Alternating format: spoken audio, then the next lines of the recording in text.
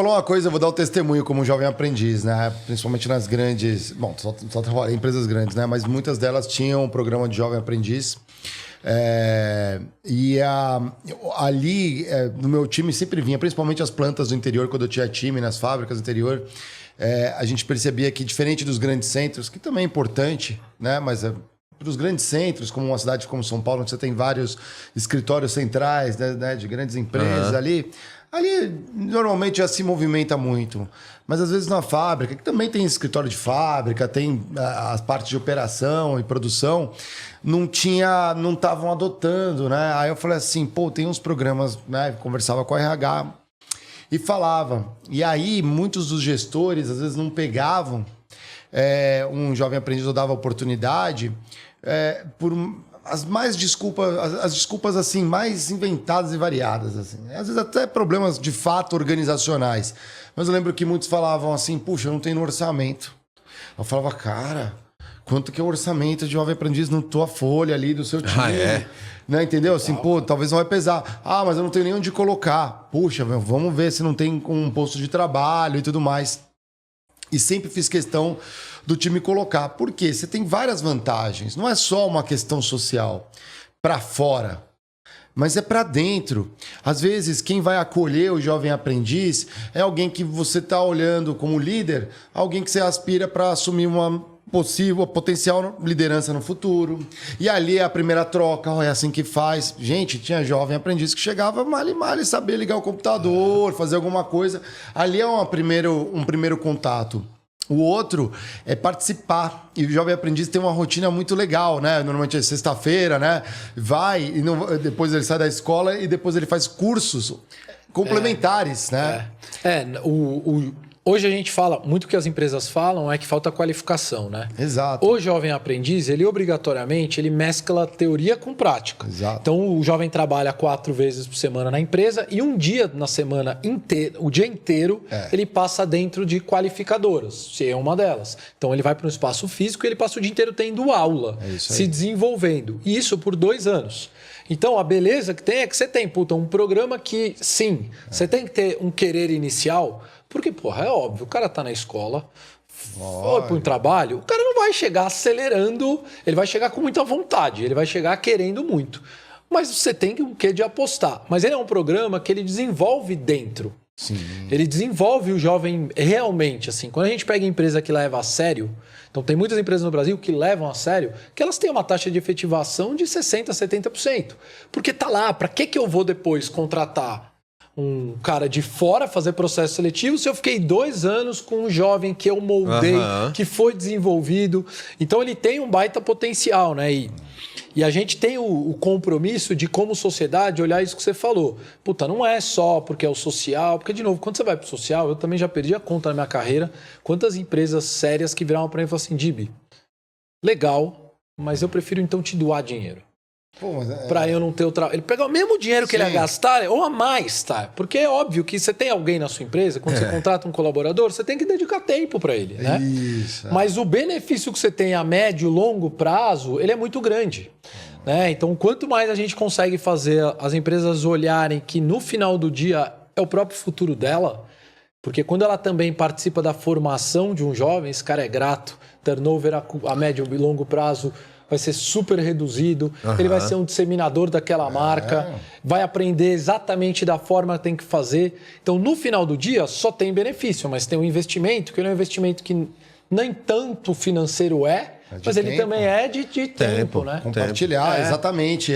Aí falava-se muito sobre, puxa, o que vamos fazer com a pessoa? Às vezes tinha essa decisão. Eu falava, cara, vamos começar pelos processos, ela tem que entender como funciona o departamento, então coloca uma atividade que ela pode ir fazendo e entendendo o que vocês estão fazendo, participar junto.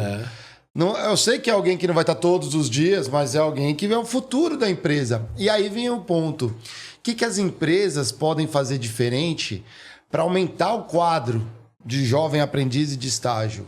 Você tem, quando a gente fala de aprendiz, tem um caso que para mim ficou muito emblemático. Eu estava discutindo com uma...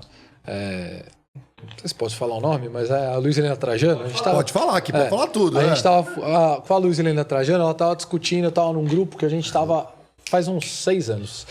Puta, como que a gente faz para bombar o jovem aprendiz? Não foi à toa que o Magalu tava lá como uma das que ganharam. Lógico, porque ela tava discutindo, cara, o que eu posso fazer? Porque quando ela chegava pro gestor, o cara tem headcount, né? O cara tem o número de colaboradores. Se você coloca o aprendiz como mais um colaborador, o cara não vai querer. Então, qual foi a primeira medida que ela fez? Quando você contrata um aprendiz, não conta pro headcount. Tá fora da tua conta do número de funcionários. Isso não vai sair do teu próprio budget, da tua própria equipe, porque isso aqui é um programa nosso, que a gente quer desenvolver. Com isso, já começou a quebrar o estigma de que, puta, jovem aprendiz não é legal. Porque no final do dia, aquele gestor, você tá lá na correria para resultado, puta, você fala assim, talvez agora eu não tô no momento de colocar alguém que eu vou desenvolver. Então, quando a própria organização compra a ideia, isso é um bom passo para ajudar no desenvolvimento. E aí, quando ela lá dentro cria também um cenário que ela entende que é um cenário de desenvolvimento. Porra, não tem lanche gratuito, né? No começo, você quer ter um talento lá dentro, no começo você vai ter que fazer sua parte. Lógico. Né? Não dá para também a gente enganar e falar, putz, não, o contrato de um aprendiz que ele vai entrar aí, vai acelerar. Não. Ele vai ter que se desenvolver. Lógico. Faz parte. É você apostar no talento. É a mesma coisa da base, né? Ela é a base. Quando você tem lá o futebol, você tem a base. Da base, você vai... ganhou a copinha, agora então você já está lá dentro. Vai te custar muito mais barato se você desenvolver o talento. Muito mais barato. Porque aí você vai pegar um aprendiz e vai já dar um aumentozinho para ele já vira CLT. Se você tiver que contratar um depois, vai dar muito mais trabalho para você. Então é investir na base. Você tiver o sentimento de, cara, eu tenho uma parte que eu invisto na base. Só disso você já tem um grande ganho. Quando a gente fala de estágio, o estágio, efetivamente, a gente precisa fomentar muito. O Brasil é muito fraco de estágio. É só a gente pegar os grandes números, assim, para tudo, né? De novo, a gente está retomando. Hoje eu tenho de jovens de 14 a 24 anos de idade, 34 milhões de jovens. Quando eu somo aprendiz, que no Brasil são 580 mil, e estagiários, que são 680 mil, isso é nada. E são os 2 programas de ingresso no mercado de trabalho. O resto é o quê? É o cara já ser contratado como CLT. O cara ser contratado como CLT, eu já quero alguma coisa diferente. Né? E cada vez no mercado disputado, eu vou querer gente com mais experiência. Então, acho que o fomento da gente olhar para a porta de entrada como investimento na empresa, e aí isso tem que estar também de forma estratégica, cara, é um investimento, né? Não é um custo. Eu estou investindo na minha base, é o que o clube de futebol faz, o cara investe na base. Ele não vai colher lá, ele vai colher depois, né? Então, quando a gente introduz essa visão, dá certo. As empresas que fazem isso bem, elas já colhem muito resultado. Estágio ainda mais. A taxa de efetivação de grandes empresas vai para 90%. Porque não tem por que o cara não ficar lá. Porque, de novo, o cara passou 2 anos como estagiário, se ele não fosse bom, não tivesse estágio, já não ficava tanto tempo. Exatamente, tem alguma coisa errada. Ou é um problema com o gestor, né? Você fala, surgiu a vaga, é o primeiro cara, eu economizo com RH, eu economizo de currículo, de plataforma de recurso humano, de tal, de teste. Pô, tá lá, o maior teste que tem é a pessoa lá dentro, né? Cansei de contar quantos estagiários já efetivei. Então acho que esse tá aqui no meio, já aprendeu, já se desenvolveu, claro, no meio do caminho. Você tem que ir ajustando. Não é assim, começou e daqui no final do programa eu volto a falar.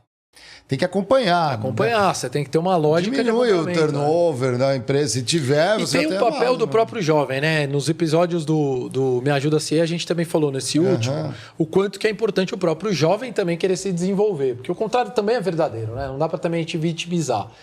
A gente tem uma geração também... Um terço nem, né? Que falta uma... Empurradinha, né? E aí tem que fazer a sua própria parte mesmo, né? Então, o quanto que a pessoa está se mostrando que vale a pena. Porque no mercado competitivo, é a união das duas coisas, né?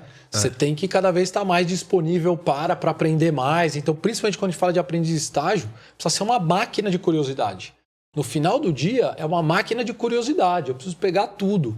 Não é porque eu tô aqui, filmando. Cara, se eu tiver 10 minutos sem filmar, eu vou tentar aprender outra coisa. Eu vou precisar de ajuda aí, qualquer coisa. Porque é isso que molda a gente enquanto profissional, né?